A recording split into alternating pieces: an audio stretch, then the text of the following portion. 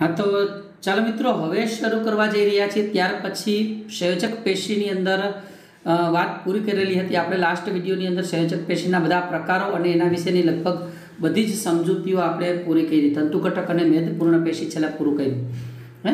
હવે અધિચ્છદ સંયોજક બાદ આવશે સ્નાયુ પેશી। તો સ્નાયુ પેશીના સામાન્ય લક્ષણો, સ્નાયુ પેશીના વિવિધ પ્રકારો। મિત્રો અધિચ્છદ અને સંયોજક વચ્ચેનો ડિફરન્સ પાછો એક વખત યાદ કરાવી દઈએ। અધિચ્છદ પેશીમાં કોષો વધારે હોય, આંતરકોષી દ્રવ્ય ઓછું હોય। સંયોજક પેશીની અંદર આંતરકોષી દ્રવ્ય વધારે હોય અને કોષો ઓછી સંખ્યામાં હોય। જ્યારે સ્નાયુ પેશીમાં સ્નાયુના પાતળા તંતુઓ જોવા મળે છે, એને સ્નાયુ તંતુઓ કહેવાય। એટલે આ પેશી લાંબા કોષોની બનેલી હોય, કોષો હોય, આંતરકોષી દ્રવ્ય હોય, પણ તાતણા જેવા લાંબા કોષોની બનેલી હોય। એને આપણે હવે સ્નાયુ કોષ નહીં કહીએ, ને સ્નાયુ કોષને બદલે એને કહેવામાં આવશે સ્નાયુ તંતુ કહેવાય। શું કહેવાય? સ્નાયુ પેશી લાંબા કોષોની બનેલી હોય, એ સ્નાયુ કોષોને બદલે હવે એક નવો શબ્દ વપરાશે, એને સ્નાયુ તંતુ કહેવાય। હવે તમને એમ કહું કે આ કોષ આવા હોય, આ કોષ આવા હોય, આ કોષ આવા હોય, આ પેશીમાં કોષો આવે, એમ એના બદલે શું બોલવાનું થાય મારે ખબર તમને? આ તંતુઓ આવા હોય, આમાં તંતુ આવા હોય, આ તંતુઓ, એટલે સ્નાયુ તંતુ એટલે સમજી જવાનું સ્નાયુ પેશીના કોષો, એ સ્નાયુ તંતુ જ ગણાશે, બરાબર। એમાં વિશિષ્ટ પ્રકારનું સંકોચનશીલ પ્રોટીન આવેલું હોય। કેમાં? સ્નાયુ તંતુઓમાં શું આવેલું હોય? વિશિષ્ટ પ્રકારનું સંકોચનશીલ પ્રોટીન આવેલું હોય। એ પ્રોટીનનું નામ છે એક્ટિન અને માયોસિન। માયોસિન અને એક્ટિન પ્રોટીનના વિવિધ ઘટકો અને એના નામ હોય। તમે આગળ ઉપર બાયોલોજીની અંદર પ્રોટીનના પ્રકારો, ઘટકો અને એના વિશે શીખશો જ। ટૂંકમાં મિત્રો બીજું કંઈ નથી, આ પ્રોટીનને કારણે આપણા સ્નાયુ તંતુઓ છે, સ્નાયુ તંતુઓનું સંકોચન અને શિથિલન થાય, અને સ્નાયુ તંતુઓનું સંકોચન શિથિલન થાય એટલે આપણા હલનચલનની અંદર મદદ થાય। ટૂંકમાં સ્નાયુ પેશી આપણા શરીરમાં હલનચલન અને પ્રચલનની ક્રિયામાં ઉપયોગી છે। આટલું મેં સમજાવ્યું, એના હું તમને મુદ્દાઓ બહુ સ્પષ્ટપણે આપેલા છે। એ કહી દઉં કે આ પેશી શેની બનેલી હોય? મેં તમને જણાવ્યું બાળકો, આ પેશી લાંબા કોષોની બનેલી હોય, એને સ્નાયુ તંતુ કહેવાય। એમાં વિશિષ્ટ, જો આ મેં તમને ખાસ કીધું, આ શબ્દ યાદ રાખજો, સ્નાયુ તંતુ કહેવાય। સ્નાયુ તંતુમાં વિશિષ્ટ પ્રકારનું સંકોચનશીલ પ્રોટીન હોય, એ પ્રોટીન એક્ટિન અને માયોસિન આવેલું હોય। એના કારણે આપણું સંકોચન અને શિથિલનની ગતિ મળે છે। આપણા શરીરના અંગોને સંકોચન અને શિથિલન, સ્નાયુઓનું સંકોચન, આ સંકોચન કહેવાય, આ શિથિલન કહેવાય।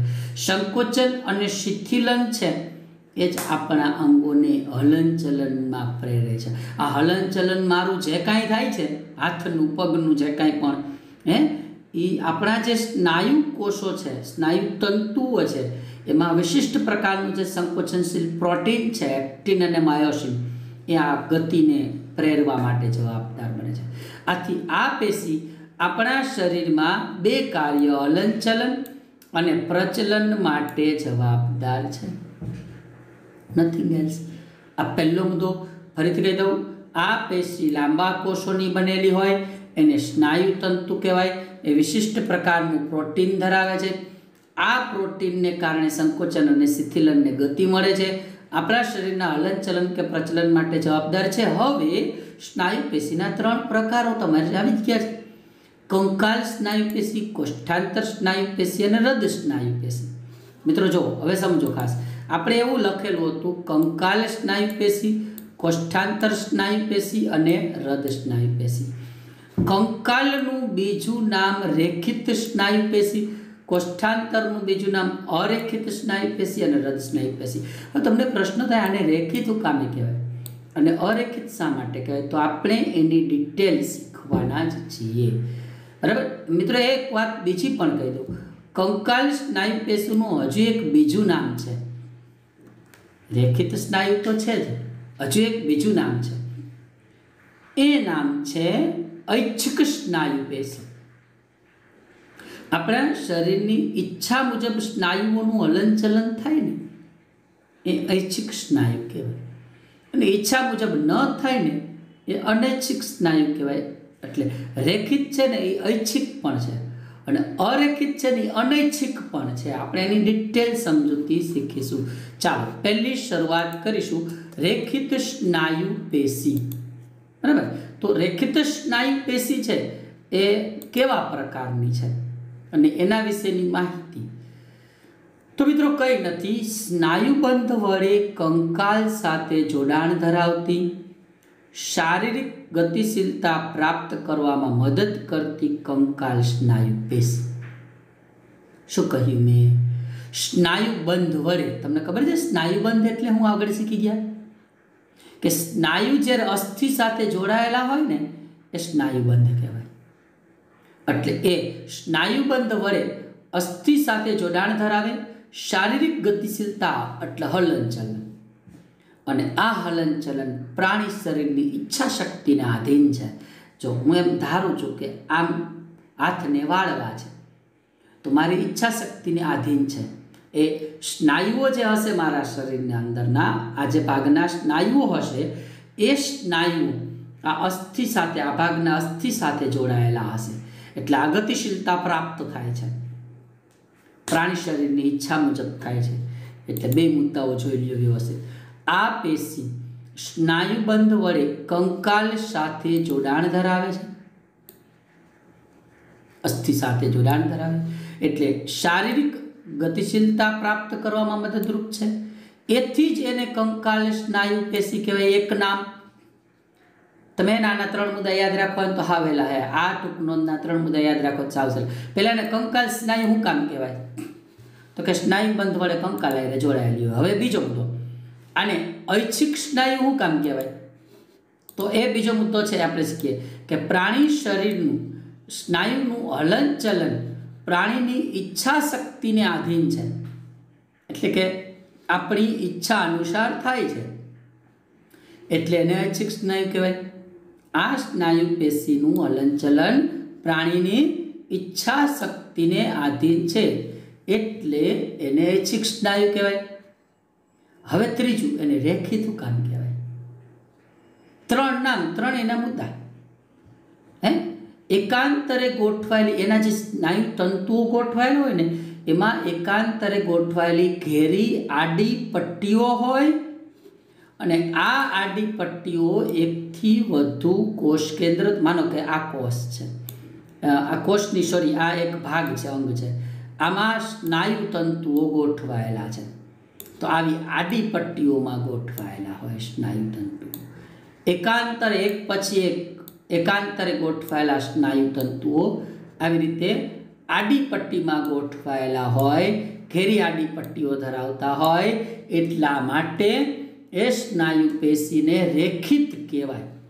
બરાબર. અને એના જુદા જુદા ભાગોમાં આ જે કોષો બધા છે એ બધા કોષોના ભાગોમાં એક જ કોષ કેન્દ્ર હોય એવું નથી. એકથી વધુ કોષ કેન્દ્ર ધરાવતા હોય, આ એકથી વધુ કોષ કેન્દ્રો ધરાવતા હોય. આવી રીતની જે સ્નાયુ પેશીની આકૃતિ જે થઈ એ રેખિત સ્નાયુ તરીકે ઓળખવામાં આવે છે. આમ જુદા જુદા ભાગોમાં એકથી વધુ કોષ કેન્દ્રો ધરાવતા હોય, બહુ કોષ કેન્દ્રી હોય. આ મેં દોરેલી આકૃતિ છે. હવે અગાઉથી આપેલી આકૃતિ હું તમને આપી દઉં અને એની સમજૂતી આપી દઉં. જો સૂક્ષ્મ દર્શક યંત્રમાં જોતા આ પેશીના સ્નાયુ તંતુઓમાં એકાંતરે ઘેરી અને ઝાંખી આડી પટ્ટી જેવી રેખાઓ જોવા મળે છે. આ આડી પટ્ટી જેવી રેખાઓ જોવા મળે છે, ઘેરી આડી પટ્ટી જેવી રેખાઓ જોવા મળે છે. એથી એને રેખિત સ્નાયુ પેશી કહેવાય છે. આ પહેલી વાત. તો મિત્રો પહેલા 3 મુદ્દા રેખિત સ્નાયુ પેશીના યાદ રહીએ આપણને? હા રહીએ. પહેલો મુદ્દો, સ્નાયુબંધ વડે કંકાલ સાથે જોડાયેલી શારીરિક ગતિશીલતા પ્રાપ્ત કરે એટલે કંકાલ પેશી. સ્નાયુ પેશીનું હલનચલન પ્રાણી શક્તિની ઈચ્છા શક્તિને આધીન થતું એટલે ઐચ્છિક સ્નાયુ પેશી. અને એમાં પેશીમાં સ્નાયુ તંતુ એકાંતરે ઘેરી અને આડી ઝાંખી પટ્ટીઓ ધરાવે છે એટલે રેખિત સ્નાયુ પેશી. हजू बे एक मुद्दाओ छे ए पण जोई लईए आपणे के शुं छे मुद्दाओ अने शुं कहेवा मांगे छे। तो मैं तमने आम तो कीधुं के क्यां जोवा मळे, एनुं स्थान शुं। आ पेशीना कोषो आपणा शरीरना कया भागोमां जोवा मळे अने केवा होय। तो आ आकृति छे ए तमने अगाऊ समजावी दीधेली। आ स्नायु पेशी आपणा उपांगोमां जोवा मळे। हवे मारे न कहेवुं पड़े तमने उपांगो एटले शुं। हाथ पगना अंगो छे ए उपांगो छे। पछी आपणा शरीर दीवालमां, आपणा शरीरनी दीवालमां लगभग चामड़ीनी नीचे बधे स्नायु होय, जुदा जुदा भागोमां होय। अहींया होय आ स्नायु, अहींया होय आ स्नायु, आ भागमां अहींया होय स्नायु, ए स्नायु। जीभ, जीभ तो स्नायुनी बनेली ज छे, तमने खबर ज छे। कंठनળી ए पण स्नायु पेशीनी बनेली। એટલે ઉપાંગો એટલે હાથ પગ સહિતના અંગો। શરીર દિવાલ એટલે શરીરની ચામડીની નીચેના ભાગમાં જીભ કંઠનળીમાં જોવા મળે। હવે પેશીના કોષો કેવા હોય મેં લક્ષણો તમને કીધા। લાંબા, નળાકાર, નળાકાર દેખાતા હશે તમને આકૃતિની અંદર જો। શાખિત નહીં, અશાખિત, તો સોરી અશાખિત હોય, जो शाखाओ नहीं पड़ती कोषोनी, तमे आकृति जुओ। अने बहुकोष केंद्री, बराबर, अने हुं होय बहुकोष केंद्री होय। तो जो ए मुद्दो तमने आपेलो ज छे, बराबर। ते पेशीना तंतुओ लांबा, नळाकार, अशाखित अने बहुकोष केंद्री होय छे। बहुकोष केंद्री होय तो आवा प्रकारना कोषो छे ए आनी अंदर जोवा मळता होय छे। चालो एक मिनिट। એટલે શું થયું મેં કહ્યું તમને પેશીના તંતુઓ લાંબા, નળાકાર, અશાખિત શાખાઓમાં ન વહેંચાયેલા હોય, બહુકોષ કેન્દ્રી હોય છે। તો આ સ્નાયુ પેશી અને સ્નાયુ પેશી વિશેની વાત, એમાં રેખિત સ્નાયુ પેશી પૂરી કરી મિત્રો, બરાબર। હવે અરેખિત, પછી આપણે ત્રણેયની સરખામણી કરશું ને એટલે ઓટોમેટિક અમુક બાબતો ક્લિયર થઈ જાય બાળકો। अरेखित स्नायु पेशी, कारण के आपणे रेखित अरेखित ने रद्दनी सरखामणी करशुं। चलो, अरेखित स्नायु पेशीना कोषो छे ने ए प्राणी शरीरनी इच्छा मुजब हलनचलन दर्शावता नथी, बराबर। एटला माटे अरेखित स्नायु पेशी केवा भागोमां जोवा मळे। जो हुं तमने वात करूं, आपणी आंखनी कीकी नानी मोटी थवी, बराबर, आंखमां पलकारा लेवा, ई तमारी मारी इच्छा मुजब नथी, चालतुं ज होय, एटले एने अनैच्छिक कहेवाय। એટલે અરેખિત સ્નાયુ પેશીનું બીજું નામ છે અનૈચ્છિક। એક પહેલી વાત, બીજું નામ અનૈચ્છિક। બીજી વાત, એ કોષ્ઠાંતર હું કામે છે તો આપણા શરીરના કોષ્ઠાવર્ણના ભાગોમાં જોવા મળે છે। તમને એમ થાય કોષ્ઠાવર્ણના ભાગો એટલે શું? તો આપણા શરીરમાં એટલે કે અન્નનળીના ભાગો, પાચન નળીના જે ભાગો હોય ને, જઠર, આંતરડું, એમાં જોવા મળે છે, એટલે એને કોષ્ઠાવરણ કહેવાય। એટલા માટે એને કોષ્ઠાંતર પેશી પણ કહેવાય। अरेखित, कोष्ठांतर, बराबर, अनैच्छिक, त्रण नाम है। एमां बे तमने नाम समजाव्या। अनैच्छिक कामे कहेवाय के स्नायु तंतुनुं संकोचन अने शिथिलन प्राणी शरीरनी इच्छा मुजब थतुं नथी, एटले अनैच्छिक कहेवाय। हवे कोष्ठांतर काम कहेवाय तो के कोष्ठावरणना भागो अन्ननळीमां ने एमां रुधिरवाहिनीनी दीवालमां, श्वासवाहिनीमां, मूत्रवाहिनी, नाकनी कीकी एमां जोवा मळे छे, बराबर। एटला माटे ए कोष्ठांतर कहेवाय। त्रीजुं, एने अरेखित कामे कहेवाय तो स्नायु तंतुओ एकबीजाने समांतरे गोठवायेला होता नथी, एटले एने अरेखित कहेवाय। जो आकृति, बराबर, आकृतिनी अंदर आ स्नायु तंतुओ तमने आ दर्शावेला छे। आ स्नायु तंतु तमने देखाय छे के एकबीजाने समांतरे होय नथी, बराबर। लांबा, ત્રાકાકાર, बंने छेड़े अणीदार एवा कोषो होय, आ रीते होय। लांबा, ત્રાકાકાર, बंने छेड़े अणीदार, एक ज कोष केंद्र धरावता होय, एक ज कोष केंद्र धरावता होय, बहुकोष केंद्री ना होय, एक ज कोष केंद्र, अने एकबीजाने समांतरे ना होय एटले एने अरेखित कहेवाय। अने पाचन नળી, ए पाचन नળી ए अन्ननળી होय, ए जठर होय, ए नानुं आंतरडું के मोटुं आंतरडું कोई पण होय, ए अन्ननળીથી માંડીને पाचन नળીમાં જોવા મળે, એટલે અહીંયા अन्ननળી લખેલું છે। रुधिरवाहिनीओनी दीवालमां जोवा मळे, फेफसानी श्वास वाहिनीओमां जोवा मळे, मूत्रवाहिनीमां जोवा मळे, आंखनी कीकीमां जोवा मळे। अरेखित स्नायु पेशी विशेनी माहिती। हवे કેટલાક મુદ્દાઓ આપણે આગળ શીખીએ કે પેશીની સંરચના બીજા સ્નાયુ કરતાં સરળ હોવાથી એ સરળ સ્નાયુ પેશી પણ છે।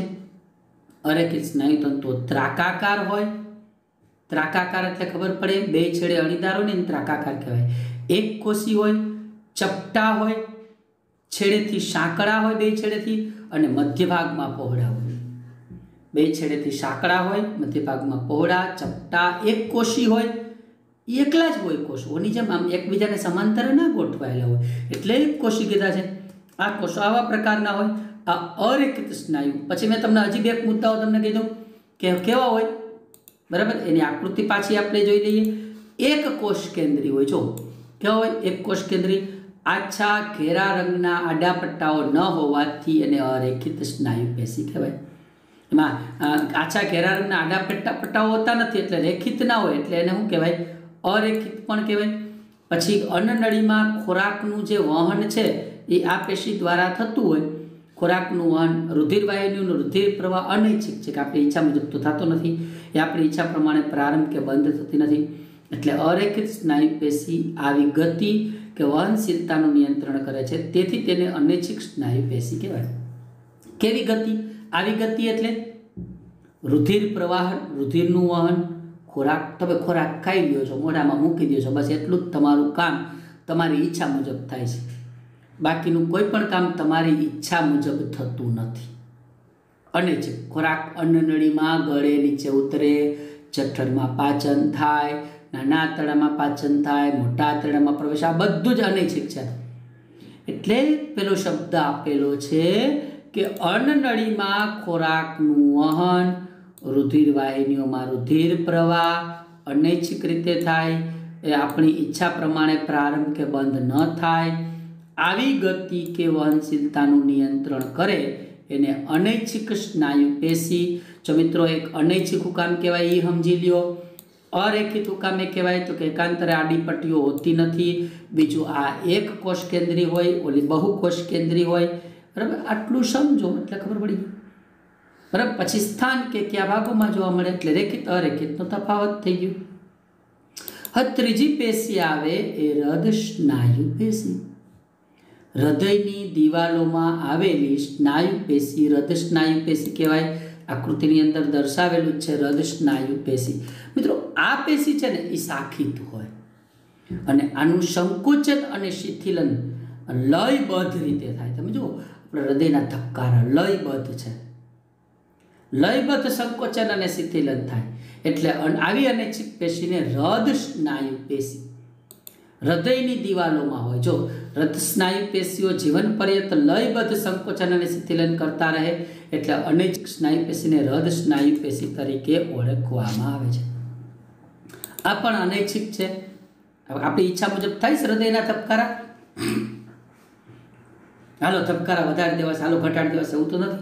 એટલે અનૈચ્છિક ને આ સ્નાયુ તંતુઓ નળાકાર હોય. આ નળાકાર તમને રચના દેખાય જ છે, નળી જેવી રચના ધરાવતા હોય એટલે નળાકાર હોય. બરાબર? શાખિત હોય. જો આમાં તમે જો અહીંયા તમે શાખા દેખાશે, અહીંયા આ શાખા પડી ગઈ, બરાબર? એટલા માટે એ શાખિત પણ હોય. આ સ્નાયુ તંતુઓ શાખિત હોય છે, બરાબર? નળાકાર હોય, શાખિત હોય, એક કોષ કેન્દ્રી હોય. એ તો તમે જુઓ જ છો આકૃતિની અંદર એક જ કોષ કેન્દ્ર છે. જીવન પર્યંત લયબદ્ધ રીતે સંકોચન અને શિથિલન કરતા હોય છે. જીવન પર્યંત લયબદ્ધ સંકોચન અને શિથિલન કરતા હોય. એનું વિશેષ કાર્ય એ છે કે લયબદ્ધ સંકોચન અને શિથિલનને કારણે એ હૃદયના રુધિર પંપ તરીકેની કામગીરી કરે છે. આપણા શરીરમાં હૃદયને શું કહેવાય? પંપ કહેવાય. આ સ્નાયુઓ જીવન પર્યંત લયબદ્ધ સંકોચન શિથિલન કરતા હોવાથી હૃદયના રુધિર પંપ તરીકે કાર્ય કરે. રુધિરને એક બાજુએથી લઈ અને જોરથી ધક્કો મારે એટલે આપણા શરીરના જુદા જુદા અંગો સુધી પહોંચાડે, રુધિર પંપ તરીકે કાર્ય કરે છે. તો આ વાત થઈ આપણી કઈ પેશીની વાત થઈ કહેવાય બાળકો? સ્નાયુ પેશી અને એના ત્રણેય પ્રકારો. હવે મિત્રો એની સરખામણી જોઈ લ્યો. જુદા જુદા પ્રકારની સ્નાયુ પેશીઓની સંરચનાકીય તુલના કરો. સરખામણી જોવો ને એટલે બધું ખબર પડી જશે તમને. ચાલો, ત્રણ પ્રકારો તમે લીધા, રેખિત, અરેખિત અને હૃદ સ્નાયુ પેશી. હજુ હું અહીંયા તમને એના દરેક જુદા જુદા મુદ્દાઓ છે એની સરખામણી હું કહેતો જઈશ. એ સરખામણી યાદ રાખશો ને એટલે બધું હેલું છે. હવે પહેલાં હું તમને કહું કે એના સ્નાયુ તંતુ રેખિતમાં કેવા હોય? અશાખિત હોય. કેવા હોય? અશાખિત. અરેખિતમાં કેવા હોય? અશાખિત હોય. હૃદમાં આપણે કીધું હતું હૃદ સ્નાયુ પેશીમાં સ્નાયુ તંતુઓ કેવા હોય? શાખિત. તો આ પહેલો મુદ્દો થયો, સ્નાયુ તંતુ રેખિતમાં અશાખિત, અરેખિતમાં અશાખિત, હૃદમાં શાખિત. હવે સ્નાયુ તંતુઓની ગતિશીલતા પ્રાણી શરીરની ઈચ્છા મુજબ થાય કે ન થાય? કેમાં થાય? તો કે રેખિતમાં ઐચ્છિક હોય, ઈચ્છા મુજબ થાય, અને અરેખિત અને હૃદમાં અનૈચ્છિક હોય. સ્નાયુ તંતુઓની ગતિશીલતા છે એ તમને ખબર છે, રેખિત છે ઐચ્છિક છે અને અરેખિત અને હૃદ છે એ અનૈચ્છિક છે.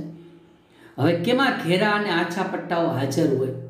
બસ તો રેખિતમાં હાજર હોય, ઘેરા આડા આછા પટ્ટાઓ રેખિતમાં હાજર હોય, હૃદમાં હાજર હોય. મિત્રો અરેખિતમાં ગેરહાજર હોય.